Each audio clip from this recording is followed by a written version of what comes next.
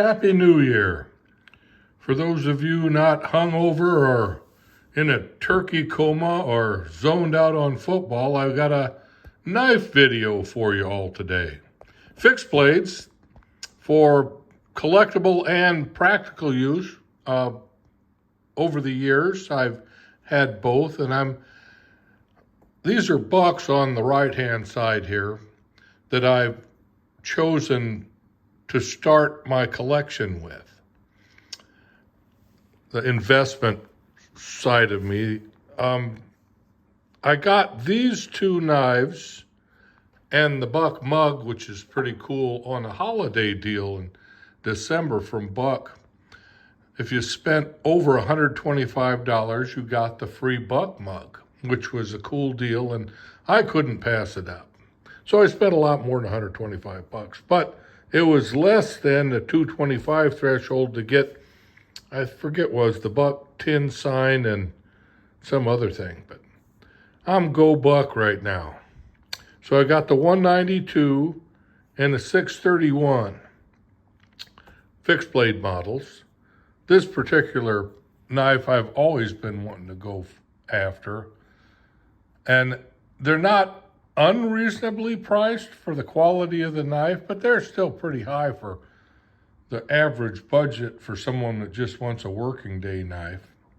Still, it is a good hunter skinner knife, fairly easy to maintain, and a lot of people complain about the slickness of the handle if your hand gets wet or bloody, but I haven't had that problem. So the only thing I've ever had really was machine shop grease and things like that to worry about.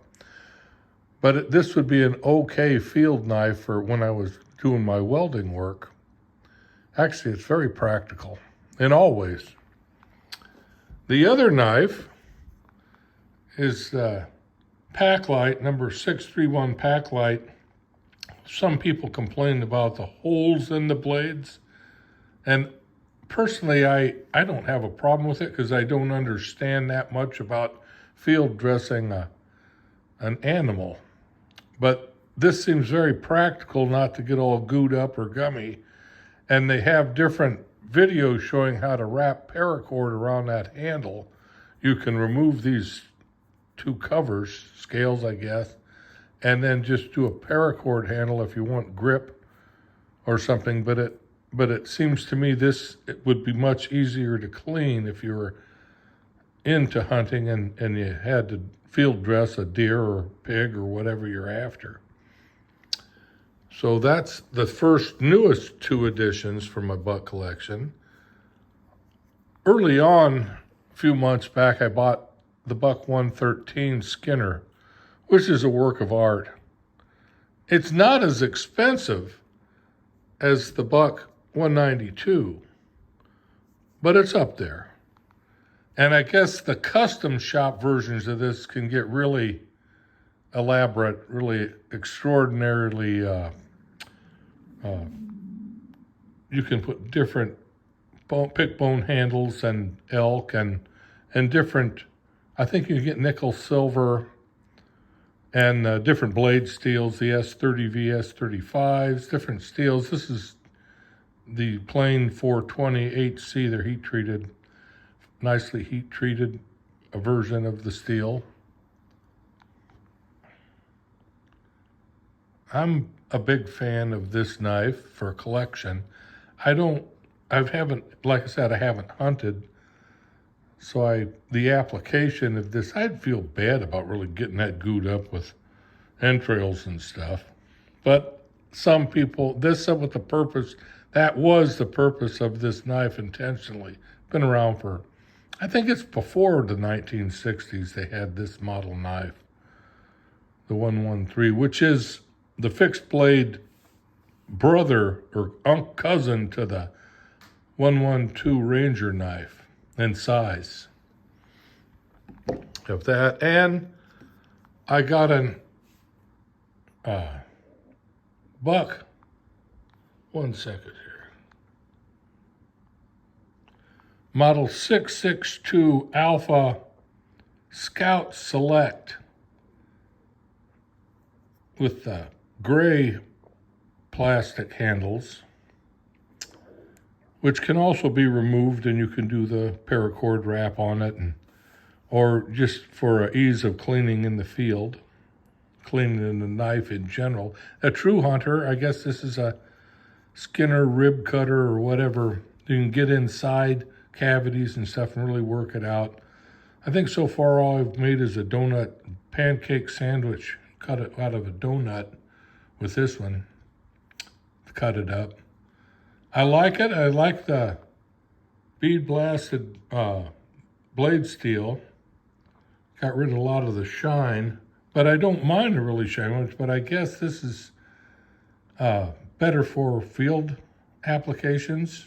That's what somebody said. I don't know. I think it's just a style. But I like the knife. I like the size, and this would make an excellent everyday carry. And I'll show the sheath in a couple of minutes.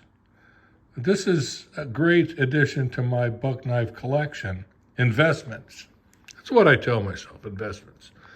Other ones, the Asian models, not so much investments, but they're kind of, they have added to my life in different ways. This particular Parker Cut Company Smoky Mountain ultralight boot knife is about half an inch shorter from its original condition because I snapped the tip off this years ago.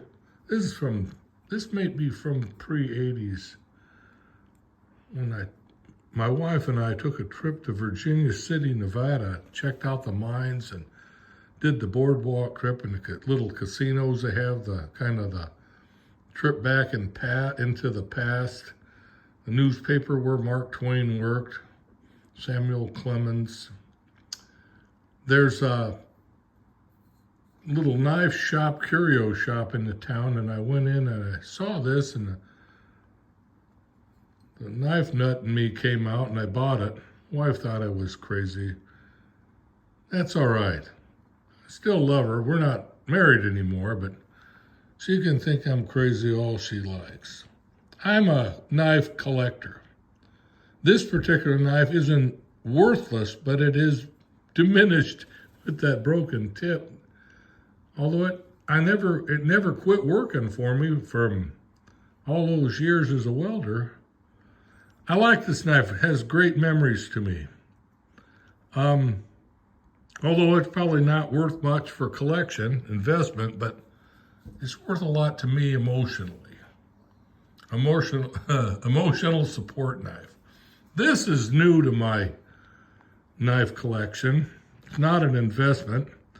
The flat grind version of this particular knife, the Odin Wolf W Mini, I had in a drawing promotion for October, and it went out the door on October 30th or October 31st, some lucky winner. That one, but I kept this particular Scandi blade model.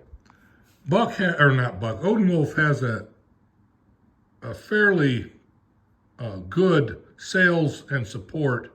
They don't have the lifetime warranty, of course. I don't know if they'll be around for as long as Buck has, but the Odin Wolf sales department online through the website, you get tax and shipping included in your knives. And when I bought this, it was $21.90 out the door, and I bought two of them. And I think they're now $24.90 price increase, but it's not that much for the mini knives.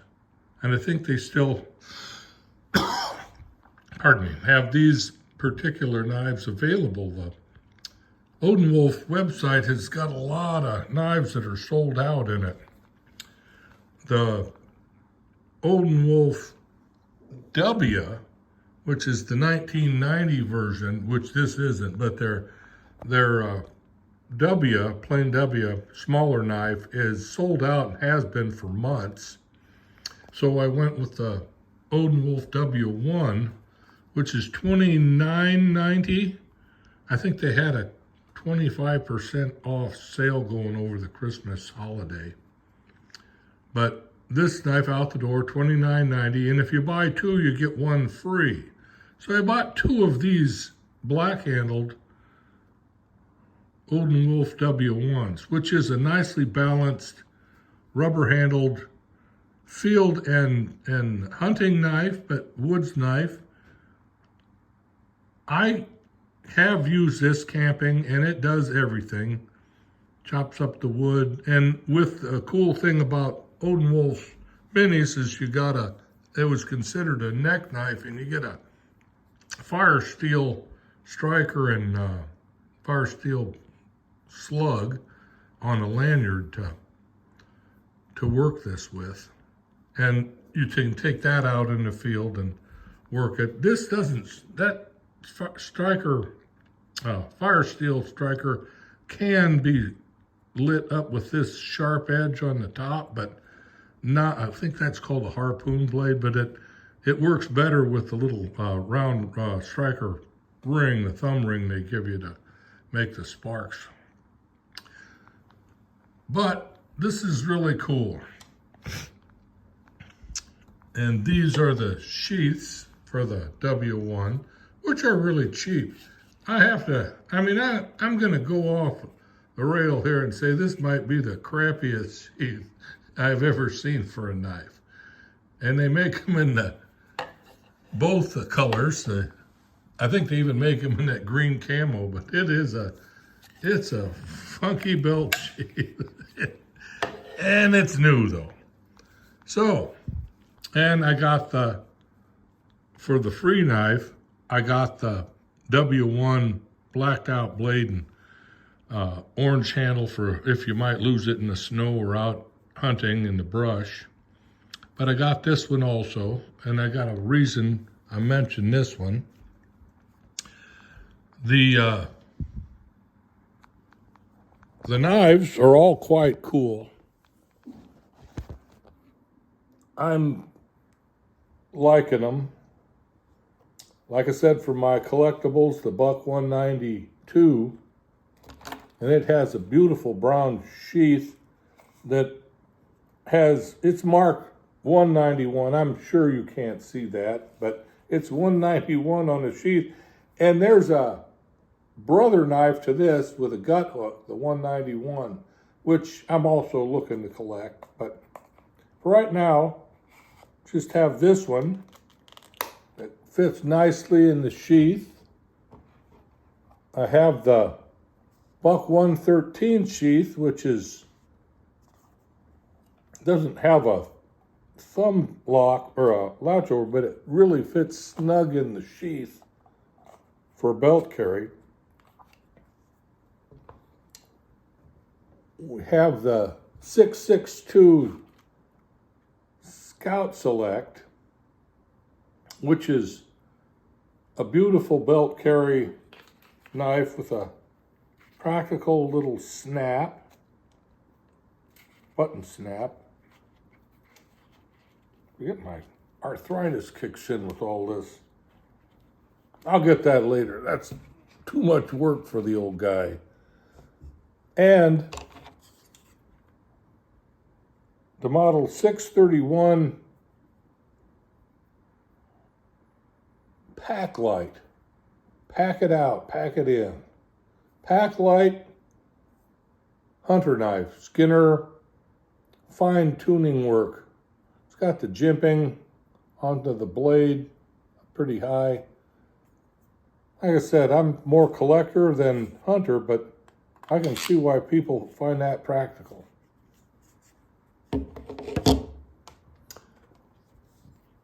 My old sheath for my Parker cut dagger boot knife, the snap rotted out after a few years. Well, a few years ago. 40 years, it's been around a while. Again, pardon. The W Mini Scandi, they consider a neck knife. It fits in that sheath really with a snap. It has a pretty good belt carry system, but it's still, unless you use your thumb to release it, you'll pull the whole sheath off if you go to pull this off your belt. Great little knife. The W1 is really practical. Probably illegal in California to carry. Maybe not. Maybe on your belt in the open they'll let you do that. I'm an Arizona resident, so I don't really care what California thinks, but I like this knife. It's all round, all-purpose knife. And it also fits snug in the crappy sheath. But the point of this video, and for a promotion for my channel, it being January 1st, I'm offering up this new Odin Wolf W1 orange-handled woods and hunting knife for free. I'm a drawing that will be held on January 31st, 2025. In the comments section, if you got this far, type in Odin Wolf W1 promotion. In the comment section, to enter this drawing, where one person will win this knife, enter Odin Wolf W1 promotion, and you will be entered for the drawing to win this knife on January 31st, 2025. If you like my channel, give this video a thumbs up and subscribe. God bless all of you. Thank you.